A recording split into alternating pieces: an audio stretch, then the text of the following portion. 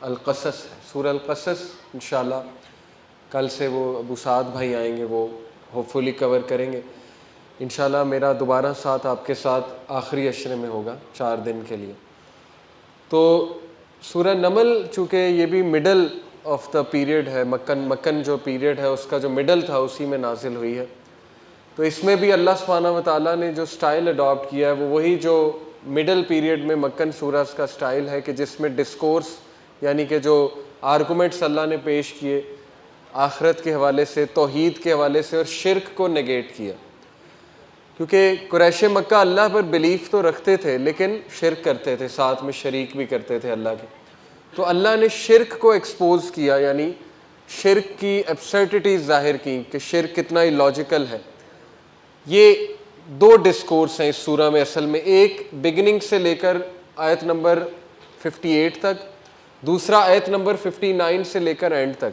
पहला जो डिस्कोर्स है उसमें अल्लाह सुब्हानहू व तआला ने कुरान मजीद के हवाले से बताया कि इससे फ़ायदा उठाने वाले लोग कौन होते हैं, हिदायत से फ़ायदा उठाने वाले लोग कौन हैं, उनका जिक्र किया और कुछ मिसालें भी दी हैं और 3 तरह के लोगों की मिसालें दी हैं। ये आयत नंबर 1 से लेकर आयत नंबर 58 तक जो पैसेज है सूरह नमल में।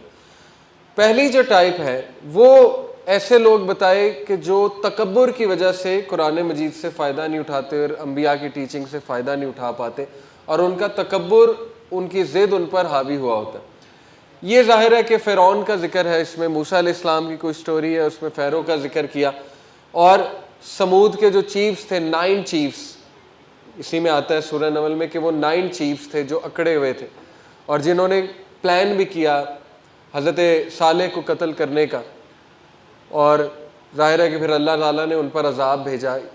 तो ये मिसाल है पहले किस्म के लोगों की कि जो रेबल्स थे, और कौम लूत की भी बात की कि वो भी रेबेलियस लोग थे जो गुनाहों को खुलेआम करते थे और अलल ऐलान करते थे और अपने आप को करेक्ट नहीं कर रहे थे।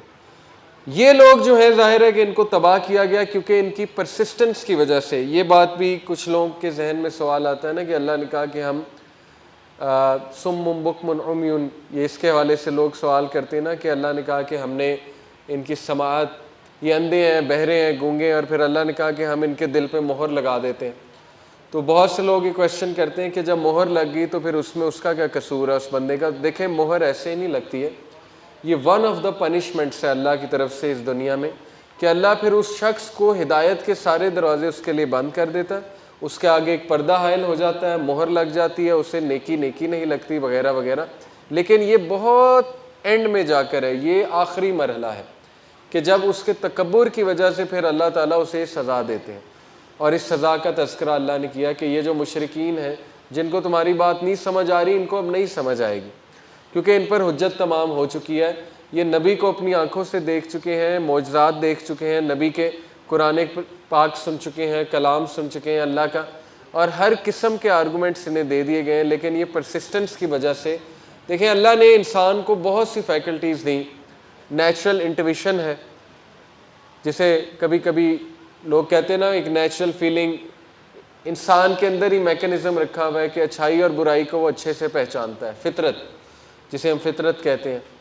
फिर अल्लाह ने नफ्स लव्वामा दिया हमें, जिसकी कसम भी खाई, ला उक़सिमु बियौमिल क़ियामा वला उक़सिमु बिन्नफ्सिल लव्वामा, जो मलामत करने वाला नफ्स है वो भी दिया। वो मलामत करता है इंसान को, हर एक के अंदर ये मैकेनिज़्म मौजूद है। उसके बाद अल्लाह ताला ने जो है वो ज़ाहिर है सिक्स्थ सेंस भी फ़राहम की, इंसान को सिक्स्थ सेंस से भी पता लग जाता है चीज़ सही है या गलत है। ऑब्ज़र्वेशन की एबिलिटी दी अल्लाह ने कि ऑब्ज़र्वेशन से देखो कि अंजाम क्या है उसका, जो अल्लाह के रास्ते पे नहीं चलता। ऑब्ज़र्वेशन की एबिलिटी दी, थिंकिंग एबिलिटी दी। फिर अल्लाह ने ज़ाहिर है कि वही दी, इतनी रहनुमाई फरमा दी इंसान की कि वही में हर चीज़ क्लियर कर दी कि ये सही है, ये गलत है, ये हलाल है, हराम है, वहाँ से देख लेना चाहिए इंसान को।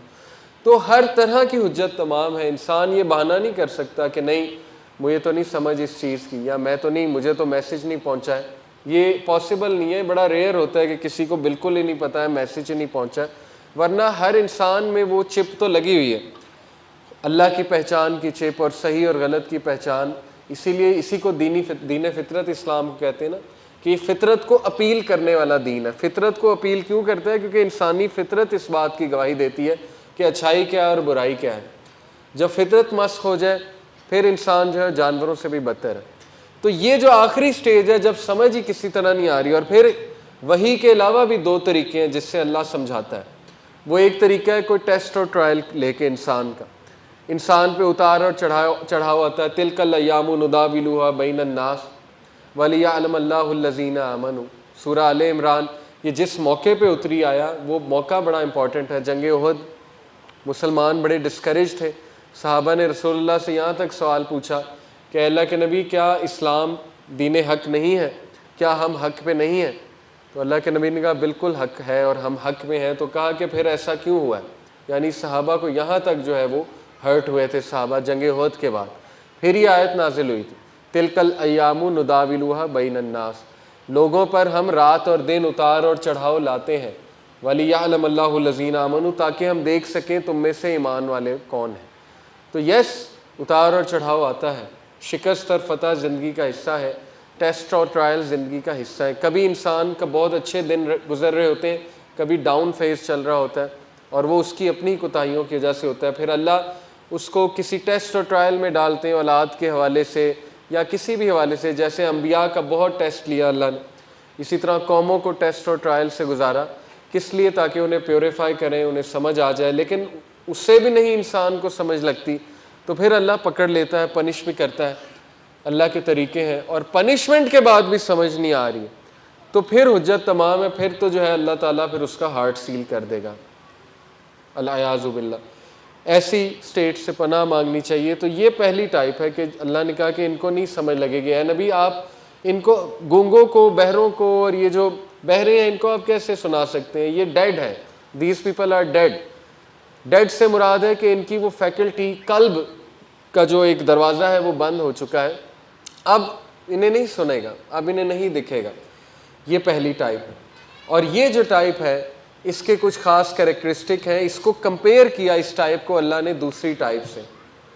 वो दूसरी टाइप हज़रत सुलेमान, हज़रत दाऊद अलैहिस्सलाम का पूरा किस्सा है। अच्छा खासा लंबा किस्सा है। तो हज़रत सुलेमान और हज़रत दाऊद की बहुत तारीफ़ अल्लाह ताला बयान करते हैं कि हमारे शुक्रगुज़ार बंदों में से थे, और वो हमेशा उनके ज़बान पे ये अल्फाज थे कि हमारे रब का फ़ज़ल है। तो ये कैरेक्टर हैं दो, इनमें बड़ा एक फ़र्क है। जैसे कारून एक कैरेक्टर है, दुनिया का अमीर तरीन आदमी, one of the richest people जो इस दुनिया में गुजरा, उसका कैरेक्टर, प्लस उसके बरक्स हज़रत सुलेमान का कैरेक्टर। कारून का जिक्र अगली सूरा में है। कारून जो है उसके अल्फाज कुरान मजीद में मौजूद है। उसने कहा था कि ये सब मेरे नॉलेज का कमाल है, यानी ये उसका कैरेक्टर था। नार्सिसिस्ट था वो, सारी मेहनत का क्रेडिट अपने आप को दे रहा और कह रहा था ये सब मेरे इल्म की वजह से, दौलत, सब कुछ। ऑन दी अदर हैंड हज़रत सुलेमान के अल्फाज आप देख लें कि उन्होंने कहा कि बेशक ये मेरे रब का फ़ज़ल है। हर बात पे वो यही कहते थे। तो बड़ा वाज़ेह फ़र्क है। इंशाल्लाह अभी मैं इनको कंपेयर करता हूँ। तो सुलेमान अलैहिस्सलाम का वाक़या बड़ा इंटरेस्टिंग है और उनकी कुछ मैं इंशाल्लाह तारीख़ भी बताऊँगा क्योंकि बड़ी रेलेवेंट है। जो थर्ड टेम्पल बना रहे हैं ना यहूदी जेरूसलम में, बड़ा ताल्लुक़ है। हमें हिस्ट्री पता होनी चाहिए कि क्या वजह है कि वो थर्ड टेम्पल बना रहे हैं, उसका बड़ा ताल्लुक़ है सुलेमान अलैहिस्सलाम के साथ, ज़ाहिर है। तो तीसरे जो टाइप है वो फिर क्वीन ऑफ शीबा, मलका बिल्कीस जिसको कहा जाता है, कौम सबा की जो मलका थी, उसका कैरेक्टर है इन आयाज़ में, आया नंबर 58 तक। और वो टाइप कौन सी है? वो टाइप वो है, अल्लाह ने बताया, जो पीयर प्रेशर में गुनाह कर रहे होते हैं, यानी जो नेचुरली एरोगेंट नहीं है, लेकिन जब हक उन पे वाजे हो जाता है तो वो कबूल कर लेते हैं, लेकिन पीयर प्रेशर की वजह से वो फंसे होते हैं। इसके बारे में आता है कौम सबा के बारे में तफसीर में कि ये शिरक पर मजबूर इसलिए हुई थी क्योंकि इसकी कौम मुशरिक थी, और ये इसलिए तौहीद पर नहीं आ रही थी, हालांकि फितरतन इसको पता था बातें गलत हैं, लेकिन इसलिए नहीं आ रही थी क्योंकि इसको पता था कि अगर ये चीज़ मैंने छोड़ दी तो मेरी बादशाह, मेरी जो ये किंगडम है, ये मुझसे ले लिया जाएगा। ये हैं तीसरे टाइप के लोग जो ज़रा प्रेशर में आके या दुनियावी प्रेशर्स में नहीं कबूल कर रहे होते।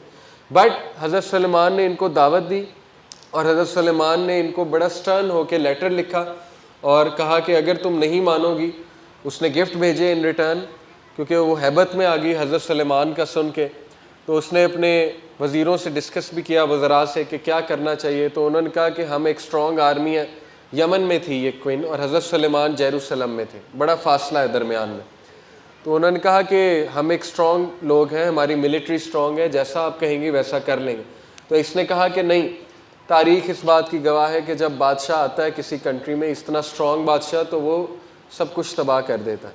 तो उसके दिल में एक रोब था हज़रत सुलेमान का। फिर उसने कुछ गिफ्ट्स भेजे हज़रत सुलेमान को।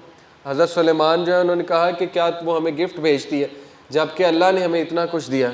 और फिर हज़रत सुलेमान ने कहा कि अगर वो नहीं आएंगी तो फिर मैं ऐसी आर्मी लेकर आऊँगा कि जिसको डिफ़ीट नहीं कर सकेगी। ज़ाहिर हज़रत सुलेमान की आर्मी में परिंदे थे, चरिंद परिंद और जन्नात, और हवा भी ज़ाहिर अल्लाह ने उनको कंट्रोल दिया था।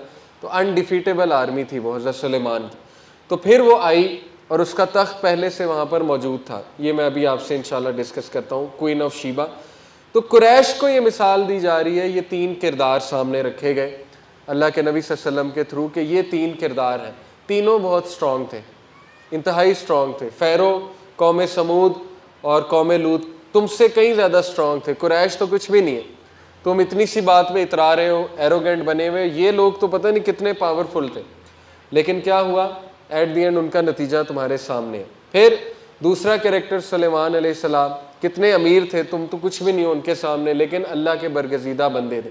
तीसरा किरदार क्वीन ऑफ शीबा, कि अगर तुम में से कोई इसलिए शिरक पर है कि उसके आबा अजदाद शिरक पर है, प्रेशर में है, तो वो ये देख ले कि जिसने हमारे आगे अतात गुजार जो बना उसको हमने मज़ीद नवाजा। जैसे क्वीन ऑफ शीबा है, उसने तौबा की, तौहीद की तरफ आई। तो ये अल्लाह का अंदाज़ है मिसालें देना और तारीख़ से मिसालें देना, ऐसी मिसालें देना जिससे अरब जो है वो रिलेट कर जाए। अब थोड़ा सा मैं इंशाल्लाह बताता हूँ, ये जो 2 कैरेक्टर्स हैं, कारून, फ़िरऔन और ये हज़रत सुलेमान अलैहिस्सलाम का जो कैरेक्टर है, तो इसमें 2 तरह के रवैये। एक रवैये को हम साइकोलॉजी में कहते हैं सेल्फ रिलायंस बेस्ड कॉन्फिडेंस, कि अपनी ज़ात पर कॉन्फिडेंस होना। ये एक हद तक चले होना चाहिए इंसान को, अपनी एबिलिटीज़ पर कॉन्फिडेंस, लेकिन ये इस लेवल का जब बन जाए कि इंसान नार्सिसिज्म का शिकार हो जाए। जब इंसान कहे कि मैं बहुत बड़ी बला हूँ, मेरी एबिलिटीज़ बहुत ज़्यादा हैं। और जैसे इसीलिए मैं यूथ को वार्न करता हूँ कि देखें, वेस्टर्न मोटिवेशनल स्पीकर चूँकि इस्लाम से उनका कोई ताल्लुक़ नहीं है, उनकी दावत ये सेल्फ रिलायंस बेस्ड कॉन्फिडेंस की दावत है कि तुम जिन हो, ज़मीन फाड़ दो, ये कर दो, वो कर दो। तो ठीक है, अच्छे लगते हैं अल्फाज, लेकिन ये कि इंसान कहीं नार्सिसिज्म का शिकार ना हो जाए, एरोगेंस का शिकार ना हो जाए। जैसे ये किरदार जो आए, ये शिकार थे। लोग अपने आप को सेल्फ मेड समझते हैं, सेल्फ मेड कहते भी हैं, वो एक और कॉन्टेक्स्ट में कहते हैं, मैं समझता हूँ किस कॉन्टेक्स्ट में कहते हैं, लेकिन ये कि क्रेडिट अल्लाह को देना चाहिए कि मेरा ये फ़ज़ल अल्लाह का है मेरे ऊपर, रिज़्क़ अल्लाह की तरफ से। देखें सेल्फ मेड क्या है, सेल्फ मेड का तो ये मतलब है ना सब कुछ मैंने खुद किया है, लेकिन ये कि हर चीज़ अल्लाह की तरफ से होती है। अल्लाह ताला का फ़ज़ल होता है इंसान पे, अल्लाह रिज़्क़ खोलता है, अल्लाह जिसको चाहता है बहुत नवाजता है, अल्लाह इज़्ज़त देता है। तो इसके नुकसानात क्या हैं सेल्फ रिलायंस बेस्ड कॉन्फिडेंस के? आपने देखा होगा कि बहुत से लोग जो इसका शिकार हो जाते हैं, तो फिर उनका ये रवैया देखने को मिलता है। वो रवैया क्या? नंबर 1, फॉरगेटफुल ऑफ अल्लाह। फिर आप अल्लाह ताला से फॉरगेटफुल होते रहते हैं आहिस्ता आहिस्ता आहिस्ता आहिस्ता, क्योंकि ज़ाहिर है कि इंसान फिर अपने आप को खुदा समझने लगता है। Vulnerable to stress and anxiety, ऐसा शख्स जो है वो स्ट्रेस और एंग्जाइटी का ज़्यादा जल्दी शिकार हो जाता है, क्योंकि वो अपने ऊपर कॉन्फिडेंस रखे हुए, और जब वो कहीं स्लिप होता है, कोई फेलियर आता है ज़िंदगी में, तो फिर उसको बहुत स्ट्रेस भी आता है। और तीसरा ये है कि इट इन्फ्लेट्स द ईगो, यानी कि ये अना को बढ़ाने वाली चीज़ है बहुत ज़्यादा। इंसान अपने आप को ऐसे लोगों के साथ सराउंड करता है जो उसकी बहुत तारीफ़ करते हैं। ऐसे है ना, कहते हैं ना कि लीडर को लोग ही मरवाते हैं, उसकी तारीफ़ कर करके, उसकी जो है वो कभी उसको फीडबैक नहीं देते। तो ऐसा शख्स जो है वो फिर उसका डाउनफॉल भी बहुत जल्दी आता है, जैसे फ़िरौन का आया। इसका कंपैरिजन है सुलेमान अलैहिस्सलाम की शख्सियत, तवक्कल based confidence, self reliance based confidence versus तवक्कल बेस्ड कॉन्फिडेंस। हर मामले में अल्लाह पे तवक्कल। और ये पर्सनैलिटी जो है, मैं समझता हूँ बड़ी स्ट्रॉन्ग पर्सनैलिटी है जो तवक्कल पर चल रही है। तवक्कल और तवाक्कुल, तवाक्कुल ये है ना कि बस इंसान जो है वो बिलीफ ही करके बैठ जाए और कुछ एक्शन ना ले। तवक्कल ये नहीं कि कोई एक्शन नहीं लेना चाहिए, एक्शन बिल्कुल लेना चाहिए, लेकिन ये समझे इंसान के तमाम उमूर का रिज़ल्ट अल्लाह के पास है। और इसका रिज़ल्ट क्या होता है? जब इंसान तवक्कल करता है। वमन यत्तकिल्लाह यजअल लहू मखरजा, तवक्कल का पार्ट फिर तकवा भी। अल्लाह ने कहा ना कि जो कोई अल्लाह का तकवा इख्तियार करता है अल्लाह उसे हर मुसीबत से निकाल लेता है, सूरह तलाक की आयत। और अल्लाह उसे वहाँ से देता है, बेहिसाब देता है कि वो सोच भी नहीं सकता, उसका गुमान भी नहीं जाता कहाँ कहाँ से उसे मिलता है, क्योंकि अल्लाह उसे काफ़ी हो जाता है जो अल्लाह पे तवक्कल कर लेता है। अल्लाह के बारे में पॉजिटिव अल्फाज कहना ये अल्लाह को बहुत पसंद है। अल्लाह बचा लेगा, मेरा रब मुझे काफ़ी हो जाएगा, मेरा रब मुझे इस मुसीबत से निकाल लेगा। जो अल्लाह से जैसी उम्मीद लगाता है अल्लाह ताला फिर उसके साथ वैसे ही पेश आते हैं। और बहुत अल्लाह को ये बात पसंद है कि अल्लाह ताला के बारे में मोमिन का अकीदा बड़ा स्ट्रॉन्ग हो।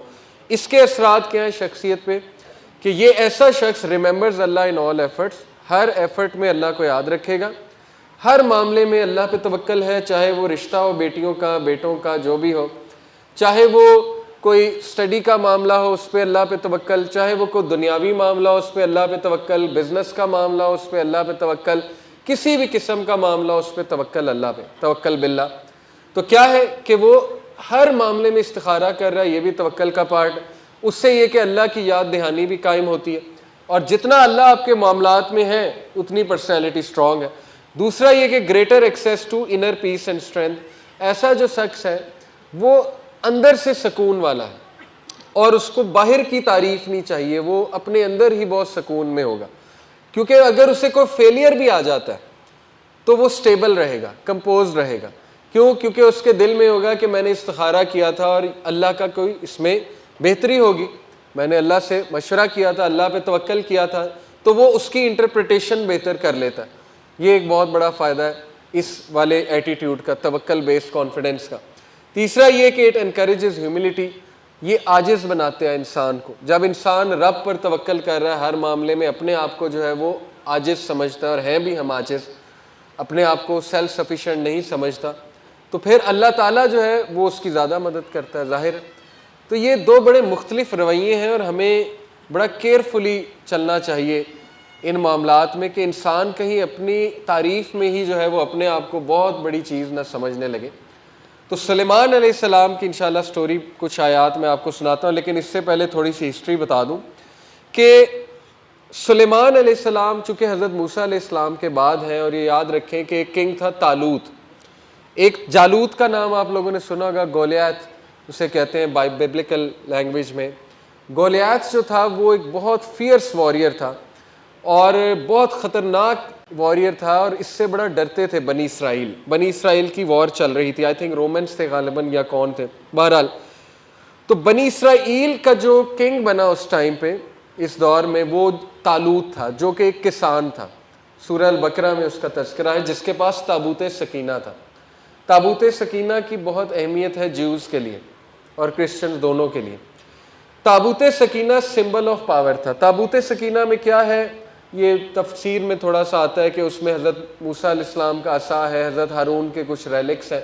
बहरहाल अल्लाह ने कहा कि वो शख्स, उसके पास ताबूत सकीना एक सिंबल ऑफ पावर होगा, इसलिए उसको किंग मानो। और यही था कि तालूत था तो वैसे जो एक किसान, तो उस दौर का जो किंग था उसने भी उसे किंग मान लिया कि ये हमारा किंग है, क्योंकि बहुत ऑनेस्ट और बड़ा ज़बरदस्त इंसान था तालूत। और उसके पास चूँकि अल्लाह ने ताबूत सकीना उसे दिया था, सूरह अल बकरा में पूरा वाक़या है। तो जब वो लेकर आया तो ये एक सिंबल ऑफ पावर था उनके लिए कि अब हमें विक्ट्री मिलेगी बनी इसराइल को। हालांकि उससे पहले बहुत जलीलो ख्वार हो रहे थे, क्योंकि ज़ाहिर है बनी इसराइल की बड़ी मिस्टेक्स थी, लेकिन अल्लाह ने एक और चांस दिया। तालूत की आर्मी में दाऊद अलैहिस्सलाम थे as a young boy, as a young man, और गोलियत को, जालूत जो था, उसको दाऊद अलैहिस्सलाम ने कत्ल किया था।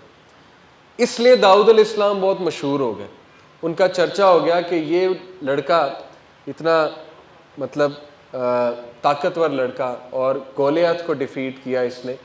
ये बाइबल में भी वाक़या है, कुरान मजीद में भी है। तो बाइबल में खैर आता है कि उन्होंने गुलेल से मारा, वो पता नहीं कितना ऑथेंटिक है वल्लाहु आलम, लेकिन ये कि उन्होंने बहुत बहादुरी के साथ उसका मुकाबला किया और उसको डिफ़ीट किया, और अल्टीमेटली दाऊद अलैहिस्सलाम फिर किंग बने, और वो बहुत पावरफुल किंग बने बनी इसराइल के। और दाऊद अलैहिस्सलाम कहाँ सेटल हुए? फ़लस्तीन में। और फिर सुलेमान अलैहिस्सलाम उनके बेटे हैं दाऊद अलैहिस्सलाम। और सुलेमान अलैहिस्सलाम को अल्लाह ने ज़्यादा पावर दी इस हवाले से, किंगडम के हवाले से। उनका जो महल था वो देखने के लायक था। उनकी आर्मी में जन्नात थे, जो कंस्ट्रक्ट करने वाले जन्नात थे, गौता लगाने वाले। एक और सूरत में आता है कि वो गौता लगाते थे, ज़मीन के अंदर मिनरल्स ले आते थे, लोहा ले आते थे, पता नहीं क्या क्या ले आते थे, बहुत सी बिल्डिंग्स कंस्ट्रक्ट कर लेते थे। एक थ्योरी ये भी है ना कि पिरामिड्स और ये कौमे समूद की बिल्डिंग्स भी कुछ लोग कहते हैं कि जन्नात ने बनाई है, ऐसी थ्योरीज है। जन्नात कंस्ट्रक्ट करते हैं चीज़ों को, it is very much possible कि कुछ बिल्डिंग्स दुनिया में जन्नात की बनाई हुई हैं अभी तक, ये थ्योरी एक है। एनीवे, उनकी जो है आर्मी में जन्नात थे और रेबेलियस किस्म के, शरारती किस्म के शयातीन जो बड़ी साजिशें भी करते थे हज़रत सुलेमान के ख़िलाफ़। एक बार वो पूरा वाक़या ना, हज़रत सुलेमान के पास एक रिंग थी, तो वो रिंग जो है वो उनकी सिंबल ऑफ पावर थी और अल्लाह ने अता की थी। वो रिंग जब वो पहनते थे तो जन्नात उनके ताबे थे अल्लाह की तरफ से, और जन्नात उन्हें उनकी आंखों में नहीं देख सकते थे, जल कर भस्म हो जाते थे। ये पूरा क़ससुल अंबिया में आता है, तफसीर में भी आता है। तो वो रिंग एक बार उन्होंने उतार दी थी तो वो एक जिन के हाथ लगी, फिर वो सुलेमान इस्लाम का रूप धाड़ के तख्त पर बैठ गया था। वो फिर काफ़ी मुश्किल मरहला था हज़रत सुलेमान के लिए, काफ़ी ज़्यादा उन्हें मुश्किलात का सामना करना पड़ा, लेकिन लेसन अल्लाह ने यही दिया कि अल्लाह पर तवक्कल करो। तो ज़ाहिर है हर नबी की लाइफ में मुश्किलात भी थी बहुत ज़्यादा। तो जन्नात के हवाले से ही अल्लाह ने बताया ना कि इफ़रीत, उनकी आर्मी में इफ़रीत एक था, उनकी कोर्ट में उस वक्त बैठा हुआ था जिस वक्त उन्होंने कहा था ना, ये पूरा वाक़या इस तरह है कि हज़रत सुलेमान असेंबली किया करते थे सबकी, बर्ड्स की, ह्यूमन अपने आर्मी की, जिन्नात की, जो जो क्रिएचर्स उनके अंडर थे। तो असेंबली में से हुदहुद जो है वो मिसिंग था, हुदहुद परिंदा। तो उन्होंने कहा वो नज़र नहीं आ रहा हुदहुद, मुझे किधर है, और अगर वो नहीं आया तो मैं उसे बहुत पेनफुल पनिशमेंट दूंगा या मैं उसे ज़िबा करूँगा। ये अल्फाज मौजूद है। तो फिर वो आया तो हुदहुद ने बताया हज़रत सुलेमान को, और हज़रत सुलेमान लैंग्वेज समझते थे परिंदों की। इवन नमल का मतलब ही कीड़ी है ना, आंट है, तो एंट्स की भी लैंग्वेज समझते थे, कीड़ियों की। बल्कि एक वादी से जब गुजर रहे थे अपनी आर्मी के साथ तो चूंटियां बात कर रही थी और कह रही थी कि सुलेमान और उसकी आर्मी आ रही है तो साइड पर हो जाओ। तो वो मुस्कराए, उनके चेहरे पे मुस्कुराहट आ गई, कुरान के अल्फाज है। और इस बात पे उन्होंने क्या किया, अल्लाह का शुक्र अदा किया। देखें, ये है तवक्कल बेस्ड कॉन्फिडेंस और ये शख्सियत है, बजाय के ये सोचने के कि मेरा बड़ा कमाल है। तो उस वक्त उन्होंने कहा ये मेरे रब का मेरे पे फजल है। तो हर लैंग्वेज समझ जाते थे। बहरहाल हुदहुद ने कहा कि मैं एक ऐसी कौम को देख कर आया जो पावरफुल कौम है बड़ी, और ये कि वो सजदा करते हैं सूरज को अल्लाह के बजाय, वो शिर्क करते हैं और सूरज को सजदा करते हैं। तो फिर हज़रत सुलेमान ने कहा कि अगर तुम झूठ बोल रहे हो तो हम तुम्हें पेनफुल पनिशमेंट देंगे। और फिर हज़रत सुलेमान ने लेटर लिखा, बिस्मिल्लाहिर्रहमानिर्रहीम से स्टार्ट हो रहा था। वो आयत भी इसमें है, बिस्मिल्लाह इसलिए 2 बार पढ़ी जाती है ना इस सूरत में, एक स्टार्ट करने से पहले एक बिस्मिल्लाहिर्रहमानिर्रहीम इस सूरत का हिस्सा भी है एज एन आया। तो जब वो लेटर वहाँ पहुँचा उस मलका को घबरा गई, वो मैंने आपको पहले ही बताया। और फिर वो आई तो अर्श उसका पहले ही मौजूद था। हुदहुद ने कहा था ना कि उसका बहुत बड़ा अर्श है, पता नहीं कितना बड़ा था लेकिन इट वाज ह्यूज। तो सुलेमान अलैहिस्सलाम ने कहा था वो अर्श कौन लाएगा। तो जन्नात इफ़रीत ने कहा था, इफ़रीत जिन्नों का एक कबीला है, बहुत पावरफुल जिन्स होते हैं। क़ाला इफ़रीत मिनल जिन्नी, इफ़रीत जो था जिन्नों में से इफ़रीत था, उसने कहा जी कि मैं लेकर आऊँगा और मैं इसके लिए बहुत ज़्यादा क्वालिफाइड हूँ इस काम के लिए, और कितनी देर में लेकर आऊँगा, जब तक ये महफिल बर्खास्त नहीं हो जाती। ये उसका क्लेम था इफ़रीत का। इसका मतलब है कि ज़ाहिर है अल्लाह ने जिन्नों को ऐसी पावर दी है कि वो बहुत फास्ट ट्रैवल कर सकते हैं और एनर्जी को मैटर में कन्वर्ट कर सकते हैं गालिबन, फ़िज़िक्स के मुताबिक अगर एक गुमान रखा जाए मे बी। बाकी ये कि अल्लाह ने कहा कि वो कि जिसके पास इल्म था, और वो एक शख्स था, उसका नाम भी मौजूद है हदीस में आसिफ, लेकिन ये कि वो ऑथेंटिक नहीं है इतनी हदीस, बट वो था इंसान, ये पक्की बात है, उनके वज़ीरों में से था और उसके पास इल्म था। किस चीज़ का इल्म था? कुछ लोग कहते हैं अल्लाह के नामों का इल्म था, किताब का इल्म था, जो भी था, लेकिन बहुत ही कोई ज़बरदस्त उसके पास चीज़ थी अल्लाह की तरफ से कि उसने कहा कि मैं पलक झपकने में ले आऊँगा। अब वो किस तरह लाया है वल्लाहु आलम, फ़िज़िक्स की बात की जा सकती है इस पे, लेकिन ये कि वो हमारे फिर गुमान ही है ना, अल्लाह बेहतर जानता है वो क्या था। लेकिन ये कि किस तरह यमन से वो तख्त आ जाना, वहाँ पे वो भी पलक झपकने में, with the blink of an eye, इसके पीछे क्या चीज़ है। बहरहाल वो हज़रत सुलेमान के सामने था पलक झपकने में, और हज़रत सुलेमान जो है वो बहुत ज़्यादा उस वक्त उन्होंने फिर दोबारा अल्लाह की हम्द बयान की और कहा कि ये मेरे रब का फ़ज़ल है और अल्लाह ताला मुझे ट्राई कर रहा है कि मैं शुक्रगुज़ार बनता हूँ या मैं अल्लाह की नाशुक्री करता हूँ। तो anyway, to cut it short, बात ताकि लंबी ना हो, मुसलमानों का इस सारे में क्या रवैया होना चाहिए, यही याद दहानी देखें हज़रत सुलेमान के किस्से से। और इसीलिए अल्लाह ने यहाँ पर मेंशन किया है एक आयत में कि ये जो कुरान है ये बनी इसराइल के लिए एक हुज्जत है। कुरान में वो बातें हैं कि बनी इसराइल अपने आप को रिफॉर्म करे, तो कुरान जो है इसने हुज्जत तमाम की है। और कुरान मजीद ने जो है वो ऐसे ही नहीं बनी इसराइल को इतना कर्ज किया, क्योंकि वो ज़्यादतियाँ कर रहे हैं, अभी तक ज़्यादतियाँ कर रहे हैं, और ये सारी चीज़ें बड़ी तेज़ी के साथ हालात जिस तरफ जा रहे हैं वो आपके सामने है कि इमाम मेहदी का ज़हूर जो है वो ऐसा महसूस होता है कि टाइम इज़ नियर, और दज्जाल का जो है वो आना, ज़हूर होना, उसकी तैयारी काफ़ी हद तक मुकम्मल कर रहे हैं ये लोग। तो अल्लाह से पनाह भी मांगनी चाहिए, एक कठिन दौर है। दज्जाल के आने से पहले आर्मेगेडॉन भी होगी, दज्जाल के 6 साल आने से पहले एक वर्ल्ड वॉर होगी, हदीस की रोशनी में बता रहा हूँ, वो आप सर्च कर सकते हैं, सही मुस्लिम की हदीस है। और 3 साल उसके आने से पहले जो है वो कहत साली होगी, ग्लोबल फैमिन आएगा, और इसी बात का फ़ायदा उठाएगा, आकर कहेगा कि मैं दूंगा, मेरे से मांगो। तो वो आर्टिफिशियल एक फैमिन होगा, आर्टिफिशियल ग्लोबल फैमिन लाया जाएगा।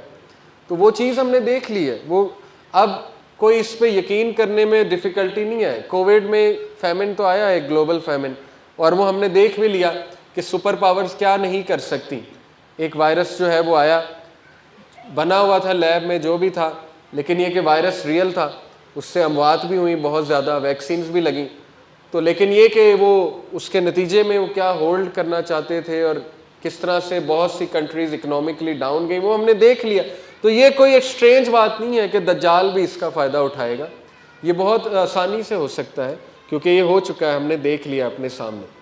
तो बहरहाल ये एक तारीख़ बताना ज़रूरी थी आज के, हमें अवेयर होना चाहिए कि मस्जिद अक्सा पे इस वक्त क्या हो रहा है, और मुसलमानों का डाउनफॉल की वजह इंटेलेक्चुअल डाउनफॉल है। अल्लाह के नबी सल्लल्लाहु अलैहि वसल्लम ने कहा कि कुफ़ार तुम पे चढ़ दौड़ेंगे क़यामत के नज़दीक। तो सहाबा ने कहा कि अल्लाह के रसूल हम तादाद में कम होंगे, तो अल्लाह के नबी सल्लल्लाहु अलैहि वसल्लम ने कहा कि नहीं, तुम तादाद में समंदर की झाग की तरह होंगे, लेकिन तुम में वहन आ जाएगा। तो सहाबा ने अर्ज़ किया वहन क्या है, अर्ज़ फरमा दीजिए। तो वहन है कि दुनिया से मोहब्बत और मौत से कराहत, मौत से डरना, डरपोक हो जाना। यानी जब मुसलमान डरपोक हो जाएगा तो फिर जो दूसरी कौमें वो उन पर चढ़ाई कर देंगे। तो ये भी वार्निंग अल्लाह के नबी सल्लल्लाहु अलैहि वसल्लम ने हमें दी, इजहार अफसोस भी किया अल्लाह के नबी सल्लल्लाहु अलैहि वसल्लम ने। तो इसलिए मुसलमानों को बड़ा वेल अवेयर होना चाहिए, और इंटेलेक्चुअली मुसलमानों को जो है वो टॉप पर आना चाहिए, शऊर होना चाहिए मुसलमानों में। और मुसलमान जब ज़िंदा हो जाएगा, स्पेशली हमारी नौजवान नस्ल, जब वो खराफात से बाहर आकर ज़रा इंटेलेक्चुअली सोचने लगेंगे और एक सोच के मुताबिक चलेंगे, तो आप देखेंगे कि अल्लाह की तरफ से विक्ट्री आएगी, डेफिनेटली आएगी। और इस खित्ते की बहुत अहमियत है, याद रखें, बरे सगीर की। ये भी ईस्ट की तरफ जो इशारा है ना, ईस्ट से फ़ौजें आएंगी। तो कुछ उलमा का बाकायदा इस पर व्यू है कि इसमें पाकिस्तान का खुरासान का जो इलाका है उसमें पाकिस्तान का भी कुछ इलाका जो है वो शामिल है। तो बड़ी इंपॉर्टेंस है, ज़ाहिर है पाकिस्तान की भी, मैं समझता हूँ यहाँ के लोगों की दीन के लिए बड़ी मोहब्बत पाई जाती है यहाँ पर। बट ये है कि ज़रा इंटेलेक्चुअल इंसान को अपनी ग्रूमिंग करनी चाहिए, और इंसान को इस्लाम को प्राउडली फॉलो करना चाहिए, और हमारे जो लोग हैं उनको